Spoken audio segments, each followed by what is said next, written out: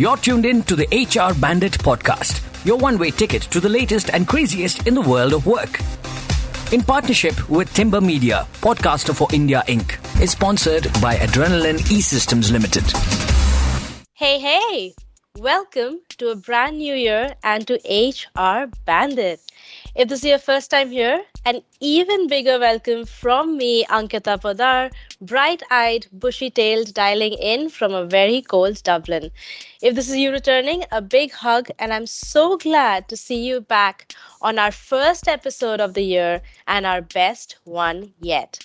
What better way to start the year than by thanking the one gone by and predicting the one ahead? On this episode, we chat about some of the biggest trends and hypes of 2022, but more importantly, what to watch out for in 2023. But Bandits, the best part of the show, as always, is our guest for the day. I have to pinch myself, but from across the screen from me is the one and only Krish Shankar.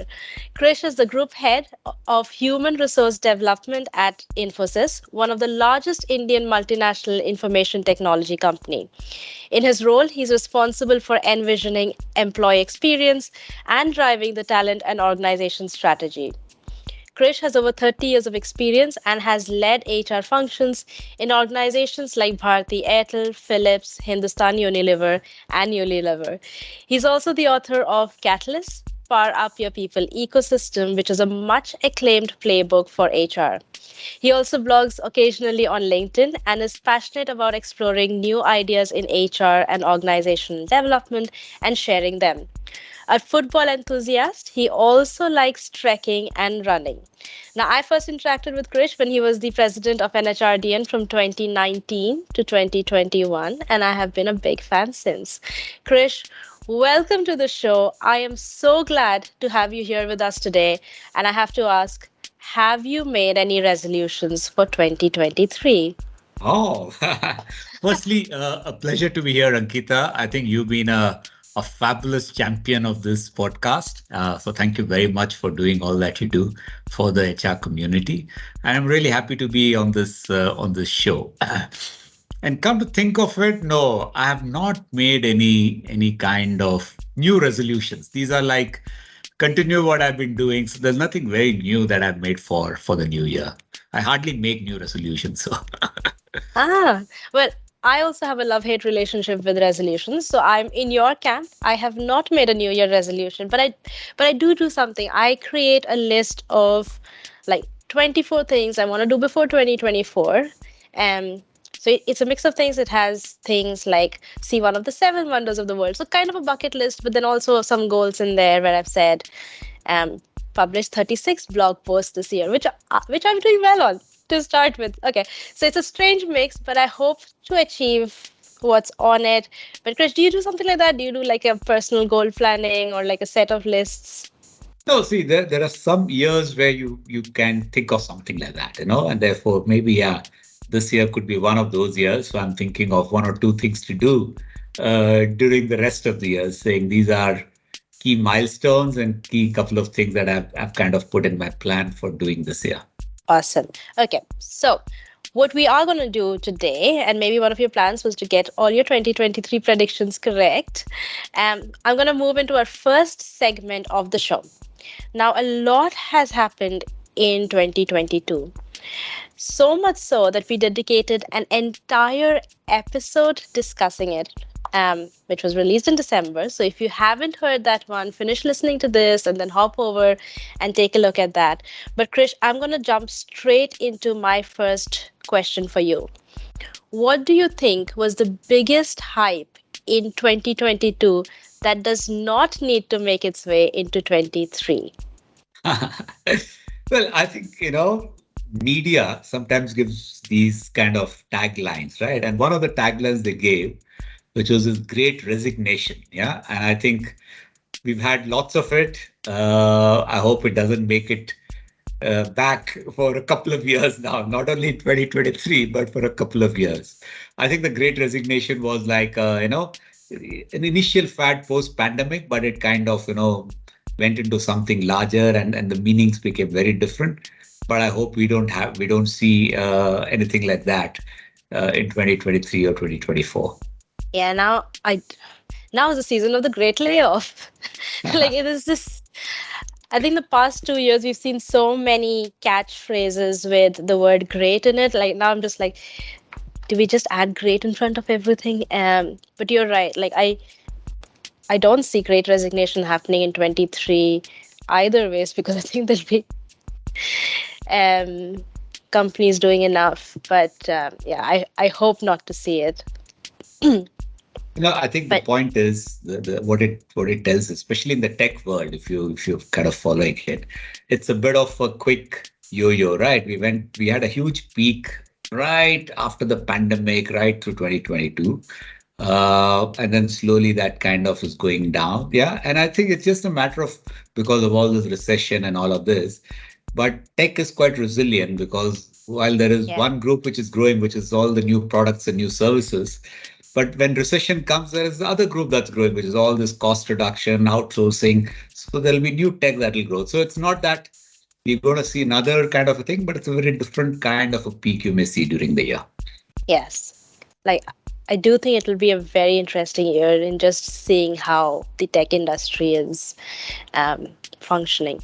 But I also have to say, because you picked a catchphrase, now I am a big fan of, putting a phrase on something, having it catch fire and spark a revolution.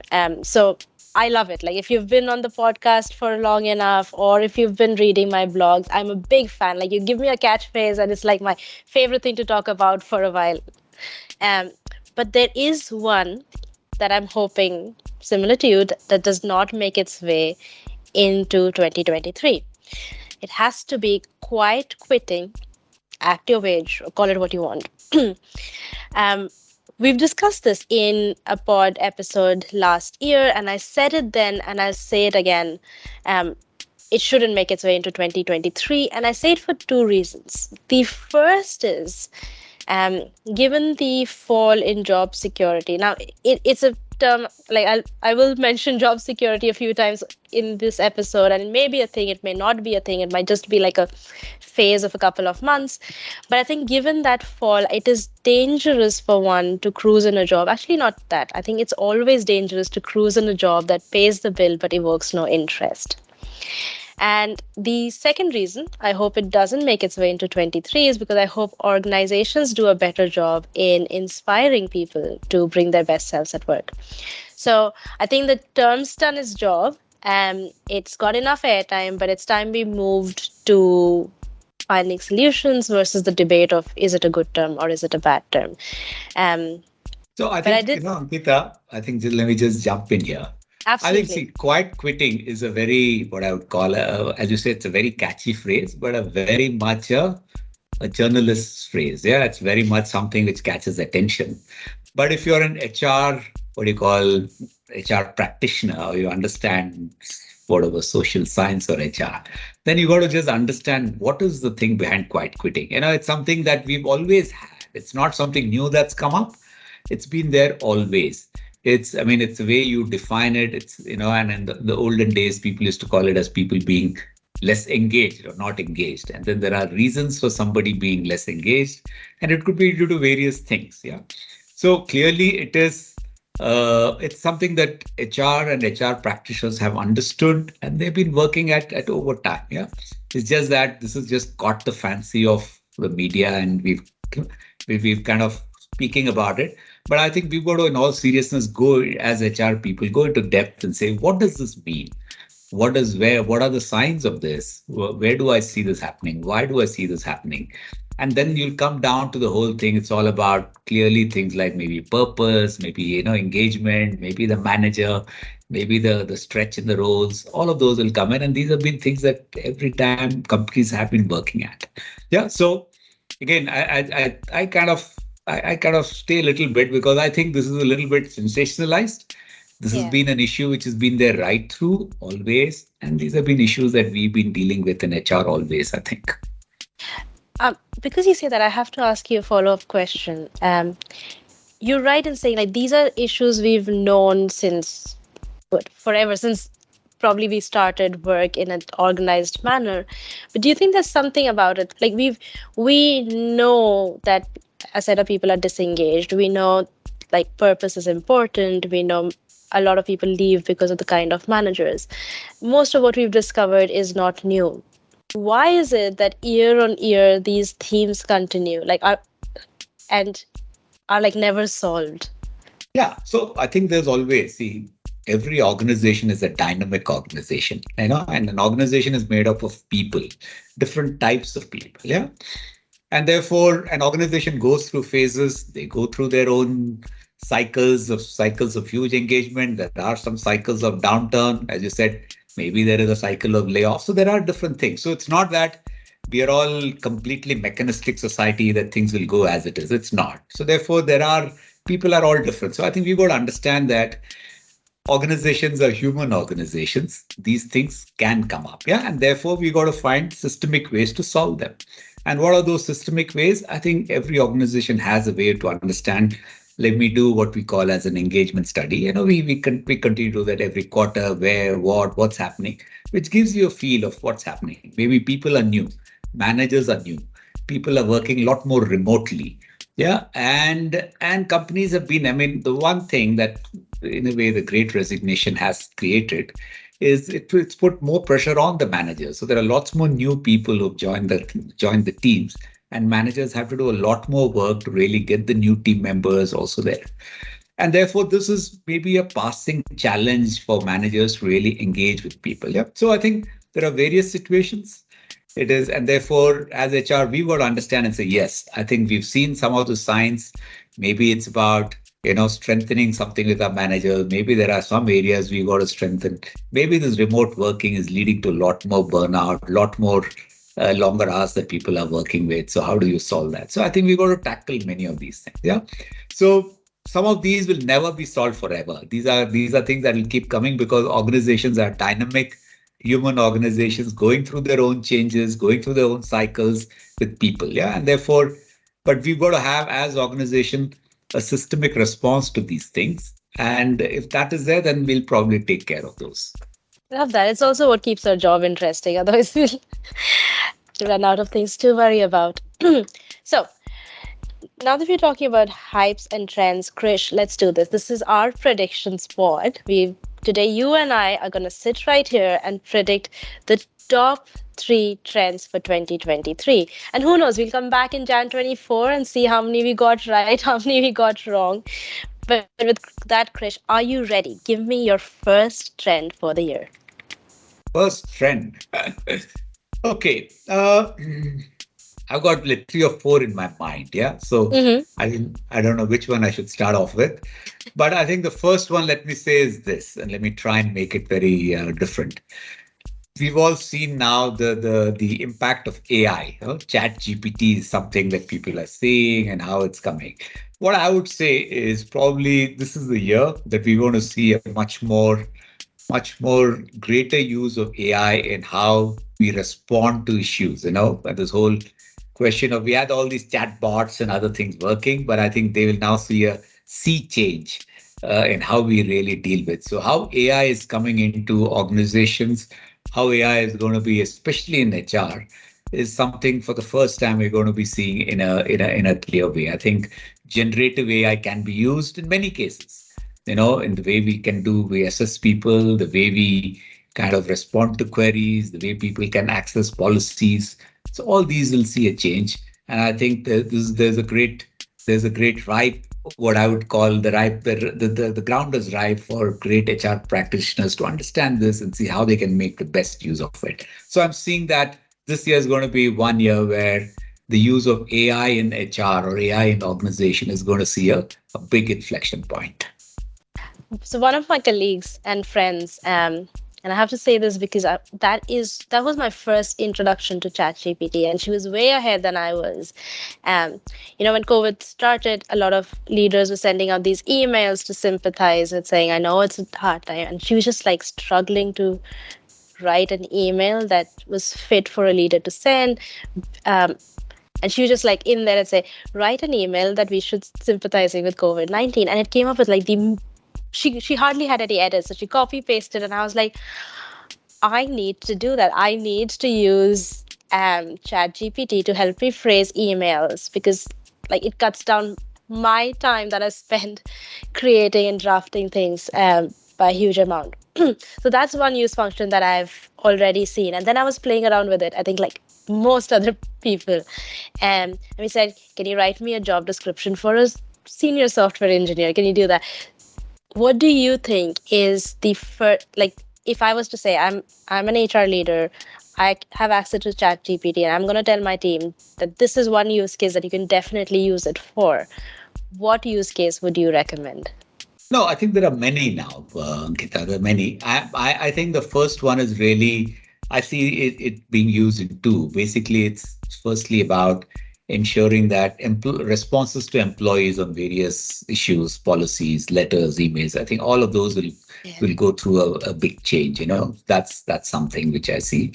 Secondly, it's also got to be a great thing in being used for tests, coding tests and assessment tests. So those are also other areas that we can. But you got to customize it, think about it carefully. But these are two areas I see we can really use it. Absolutely. I think you're spot on. It's 100%. You're going to see more of it in 2023. So I'm going to share my first one. And I'm going to have to bite my tongue on this. Now, in our Predictions 2022 pod, I said trauma-informed workspaces should not be a trend in 2022. Now, I may have been right. I don't think it took off in the way it should have.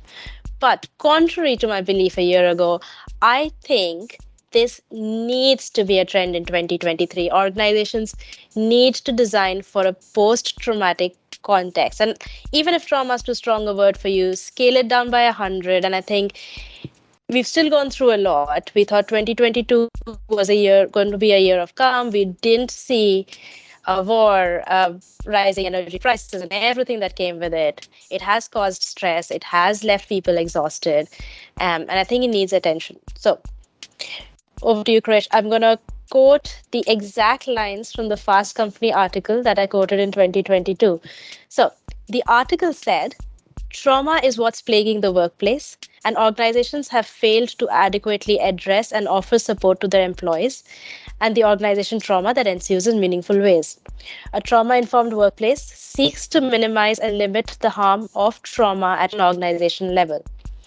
As the world continues to reel from havoc and devastation of COVID-19, now you can replace it with many other things, organizations are falling short as they implement initiatives and strategies around employee well-being, prioritizing speed over what their employees actually need.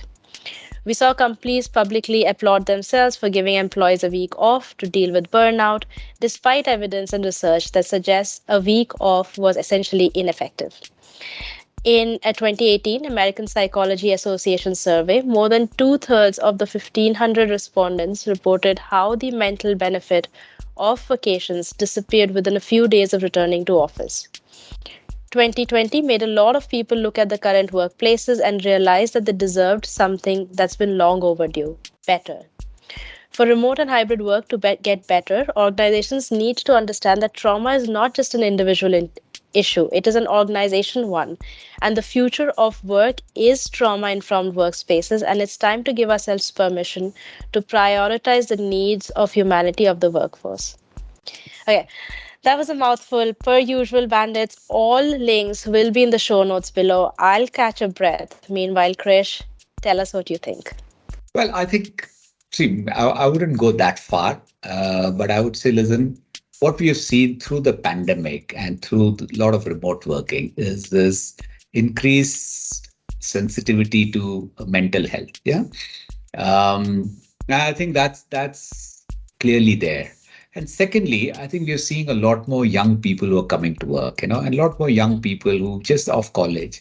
And many of them have really I would say, been, and there has been some studies which have said that, early use of social media have made some people less resilient. And I think that sometimes we find that there is this whole concept of resilience is something that's, that needs to be taught a lot more. So I think I wouldn't say, I wouldn't go to the extent of trauma and other stuff. I would say, listen, we've got to really make our workplaces much more sensitive to mental health, much more aware about it, and give people opportunities to really express different issues there. I think that's going to be very important. I think, in the past, I mean, if I remember, we joined organizations, I joined 30 years back. Safety was very important, physical safety, how many accidents you've had, etc. I think now completely most organization, it's all about mental health, so psychological safety. So that's going to be very important. So I think we just have to ensure that we provide the right environment, train our managers, give right opportunities for people to really express themselves. And wherever they feel that there are signs that they're feeling under a bit of stress or anxiety or mental health, then what are the options that they can do? I think that's something all of us need to do more. Do you think that we are being more reactive in the space of mental well-being? So, for example, like the basics, we have EAP, we have managers to check in and be more aware of, how their employees are. We have sessions. But a lot of it is geared towards, if you think there's a certain unbalance, then we address it via all of this. Like sometimes even being empathetic is reactive. And then I was reading something and it said, like, we need to move to a place where we need to proactively, constantly analyze. Are we asking our employees to do too much work? Are we supporting them well? Like, what are the triggers that could lead to the requirement of mental health support? And are we doing more in that space? Is there something remarkable you've seen any organization do that you think should be replicated? No, I think, it's a continuum again. I don't think there is this thing. There is a continuum because at one end, creating the environment is the more proactive part. And the other end, you've got to really provide the mechanisms to take care of mental health, as a reactive part. Now, if you want to just look at proactive, what are the ways? I think clearly we know what are the things that cause mental health. It is the team first, the team and the manager. That means the lack of social connection, any kind of stress with the manager and others, and long hours of work because of, work pressures and long hours of work. I think these are the ones that are work related, and there may be others which are external to work, but these are things that are work related. So I think we know as organizations, I think what we do is we try and see what we can, again, checking engagement, routine team checks, check-ins are great ways to understand what's happening. Is there enough connect within the team? Are there the amount of social and emotional connect within the team? Is it there? So that's something we got to keep checking. And you will see signs of it through your engagement surveys regularly. But the key is to also educate your managers. Tell them what does a great manager mean?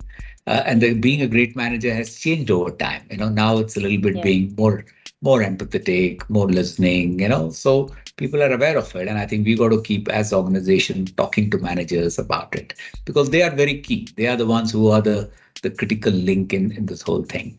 So yes, I think organizations are doing proactive things. And let me just give you a small example we do in Infosys. We have like a engagement survey, which is done like questions sent out every 15 days, and then we put it all together.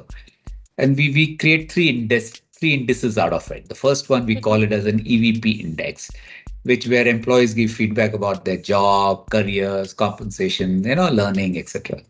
Then we have something called the resilience index.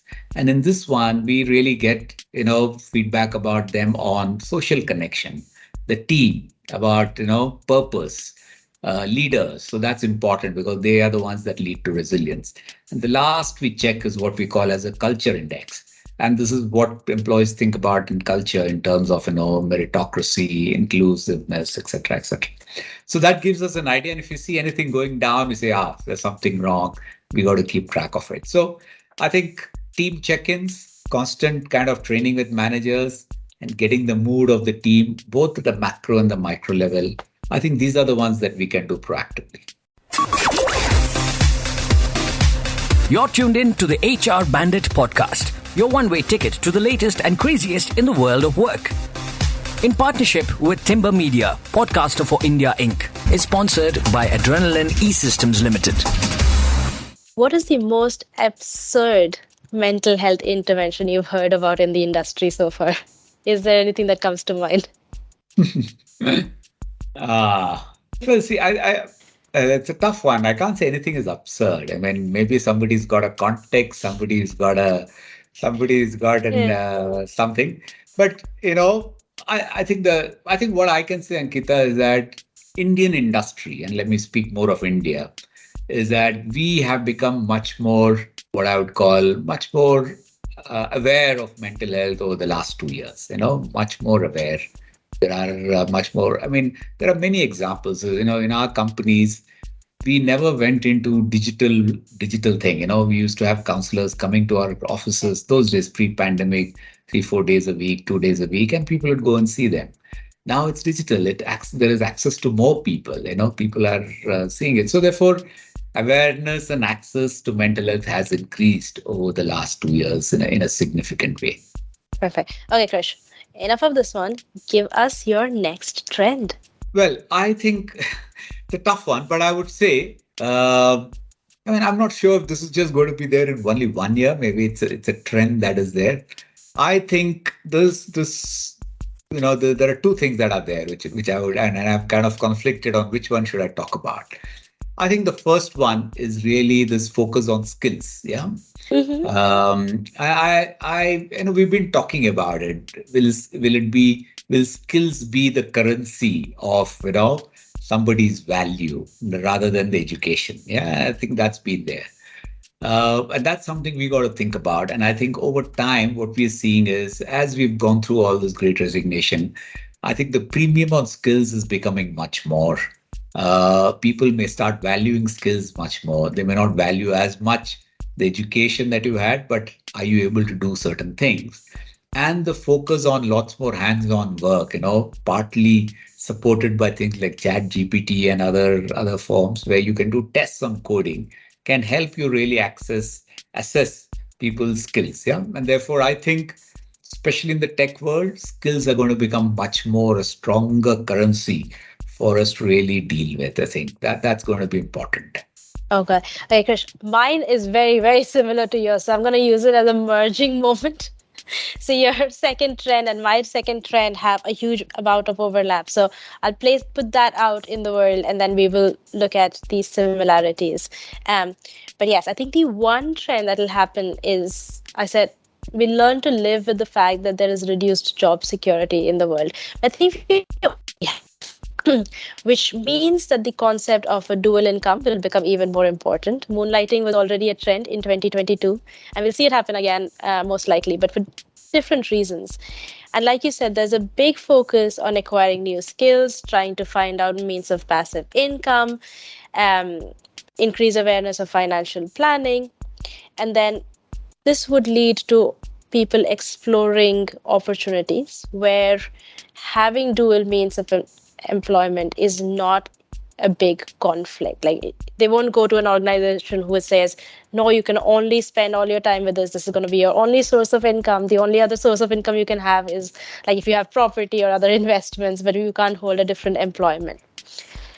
So I think it'll be interesting to see how organizations react to it, but also how like you said, do they invest in skilling their workforce for things that they don't need immediately? So for example, if an organization is in manufacturing, and they say, okay, maybe if my employees are interested and they want to acquire a skill in something that's completely tangential, I will still equip them to do that, even if I don't see a complete congruence in the next 2 years. What do you think of that? So let's just summarize this. I think employees will see skills as becoming critical and learning new skills as being critical. Companies will also see that, listen, we've got to now invest in lots more skills and give the opportunity for employees to learn new skills.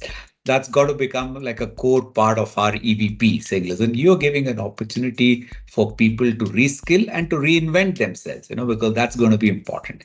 It'll be a career pivot that you do. You're doing something, learn something, and move around and do something else. And companies will be providing you opportunities to do that.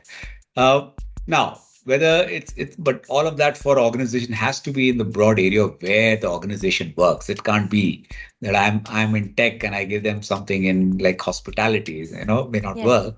But I think within the broad area of what the organization is doing, people can explore different things, and that's something that will be open for people to do. Yeah, and I think all this will lead to within the organization also a lot more internal mobility. Yeah, and I think Hmm. a lot more internal mobility, even things like internal gigs a lot more. So the focus on people for their opportunities to learn a lot more will increase in a big way. Do you think it would also lead to an increase in acceptance of failing at your job? So, for example, I'm in HR. I say I want to explore being a product manager, right? And they say, okay, we'll give you the trainings and the initial investment to skill yourself in that area, and then we'll also give you a 6 month stint. And it's all right if you fail in it after 6 months, you still can come back to your previous role. You still have completely neutral performance management. We won't ding you in any way. Do you think that's possible? I think many companies still do it. They Yes. allow people, but listen, sometimes these are all, in theory maybe okay, but in practical use, sometimes, people have their own issues. But yeah, you're right. I think these are things that you'll see a lot more of. People taking more risks, moving jobs, learning something new, moving across. People taking, I would say, more bets on their own careers in a way. Yeah, all led by new skills. So heart of it is skills as a currency, and based on which you'll find greater internal mobility, greater opportunities for people to learn more, and people taking more bets on their careers in terms of this is what I want to do differently. Absolutely agree. I think individual risk taking capacity will completely increase. What I'm trying to poke at is, will the organizational risk taking capacity increase to the level where it's, again, a very psychological safe environment for us to take risks and not pay high costs to it? Yeah. Do you see that happening? I think there will be organizations will provide I think, see, this is an area where organizations will think that providing the opportunities for employees to reskill, to find new roles, to create this open marketplace is something they will kind of, look at it much more, because this is core to a value proposition, as an employer.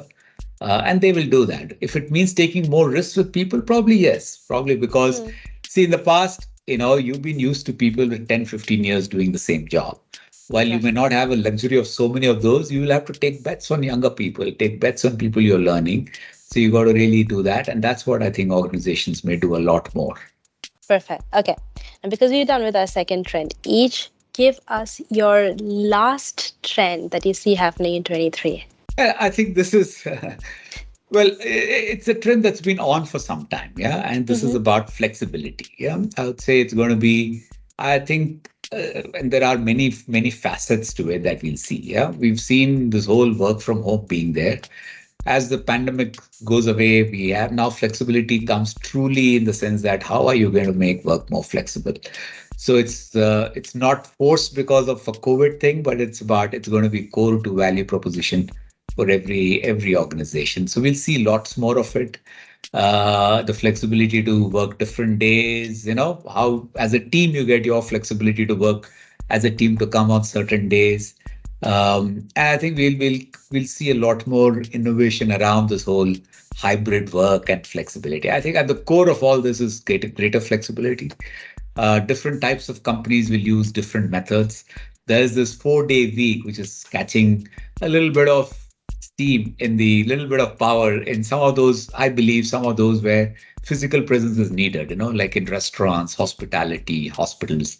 I think the 4-day week is catching a lot more kind of momentum there.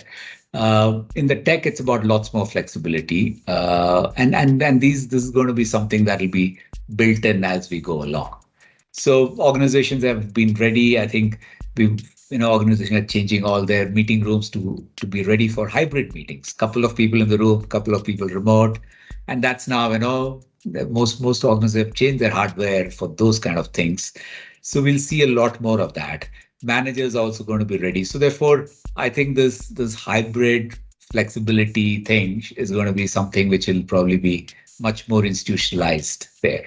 Is there something that you've seen in the industry in the past few months around flexibility that you were like, I wish my organization was doing this, or like, I really need to go back and tell people, like, we need to bring this in, or just like something that your organization is doing that is totally like, you're just like, more people need to be doing this, and I don't know why we aren't yet? I think again, it's a good question. I don't have all the answers right now, because it varies from industry. Yeah. For example, I think this whole thing about creating, giving each team saying, listen, you can decide how you want to work is something that I've seen many companies doing. Saying as long as a team, you decide how you want to work, you have all that flexibility for the work that you do. Yeah. I think the manufacturing industries are now coming together and saying, listen, how am I going to really change this whole shift thing? And they've come up with lots of, I've seen a manufacturing company here, which has come up with a great innovation of creating shifts where they give their employees a couple of opportunities to be in different shifts, but they all have to do a night shift there, but they give something saying, okay, if you do this for this, then I'm going to give you more off days. So they do that kind of thing. It's like the old people who went on to ship oil rigs, where they said, I'll spend 6 months on the oil rig and I'm getting 6 months off. I think that was there, but I think they're now taking that up in the manufacturing industry. So you get more days off. So I think those are some of the things that we are seeing as being critical now. Time off, especially in manufacturing, is also another thing. Yeah, so those are also things that people are taking off. While you're working, you can take a couple of hours off as long as your team is aligned. So you see that's another trend that will pick up also. I'm actually trying to think, like, what have I seen in the industry that really like blew my mind? There's something about how we're redesigning our offices. Like, I've heard this concept of where each team, depending on how large they are given like think of it as a plot of land, so a piece of real estate, and they've been said, redesign it as you think is best for your team. I think we're realizing that no one space works for each team, and then just them coming together and say, oh, maybe we're not going to be an office at all, so we can like donate that real estate to like a hobby space. Versus, I think our concept of what office spaces should look like is being very quickly challenged, and I think that's really interesting. That's nice. Yeah, interesting. Perfect. Okay, I'm going to give my last not a trend for the year, and then we'll start wrapping up. But metaverse is not going to be a trend. That's what I'm going to put out there.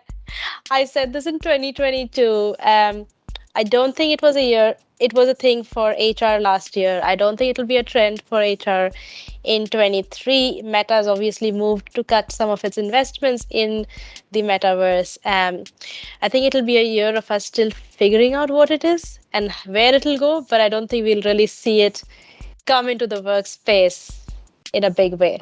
So I'm putting it out there. I may be completely wrong. I don't know. But yeah, we've got our trends out there. Krish, before I let you go, what is the one non-work related, we've talked enough about work and workspaces, but what is the one non-work related thing that you're really looking forward to in 23? Oh, well, there are lots actually. There are lots. You'll probably come to know of it in a few months.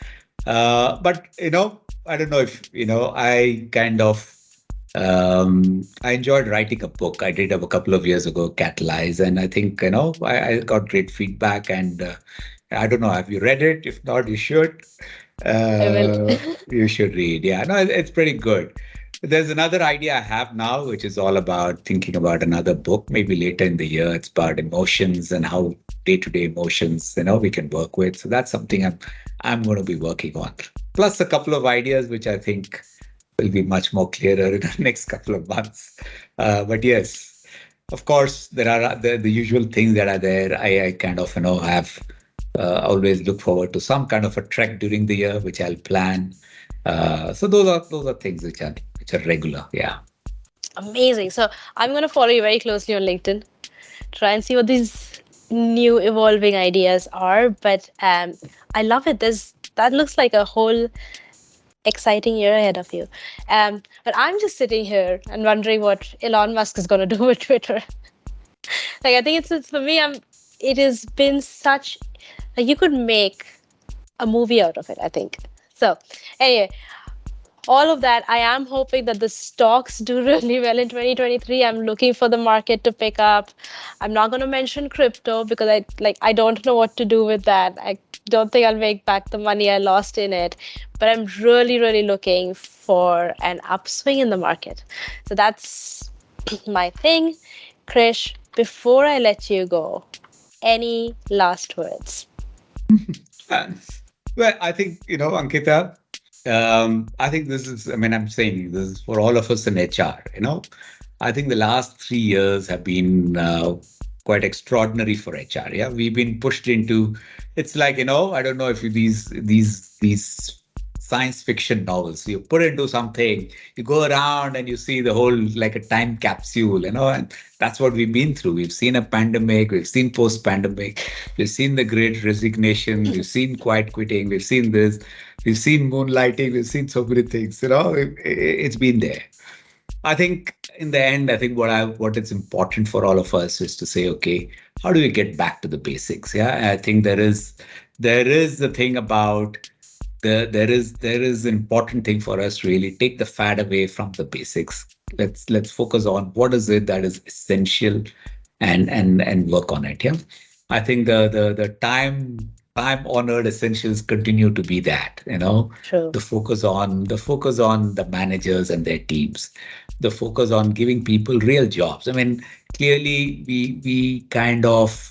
we've looked at many things, but if you just really want to get the best out of people, it's a function of three things: the person himself or herself, the job, and the environment. Yeah, and I think it's a mix of these three. So I think ensure that we really focus a lot more attention to ensure that people have the right jobs, and this whole concept of job crafting and something. I think those are the things we should take much more seriously to ensure that people have that opportunity there.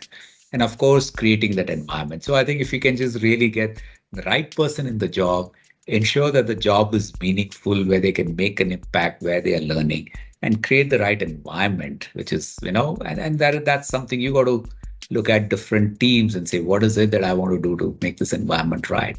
Then I think we'll really make that. There's so many things happening, and we've got to keep learning. I think this podcast is great, but I think I'd also urge people to really, read a lot more, see what's happening, and be connected, because I think HR is like for people, it is like the door to the outside, or like it's only through HR that the company looks at what's happening around. And therefore HR has to be always saying, okay, I am the sense through which the company is understanding what's happening around people. So let's bring that in and see that the organization benefits from that. So that's a great role that we in HR have to play. And I think we all have to be tuned to that. So I think that's all I have to say. Thank you. Better words have not been said. Krish, it was an absolute pleasure to have you on the pod with us. I am going to add your LinkedIn and all other details in the show notes, because we have to see what's coming up in the year ahead for you. But with that, on behalf of NHRDN and Krish, this is Ankita, and we are out. You're tuned in to the HR Bandit podcast, your one-way ticket to the latest and craziest in the world of work. In partnership with Timber Media, Podcaster for India Inc. is sponsored by Adrenaline E-Systems Limited.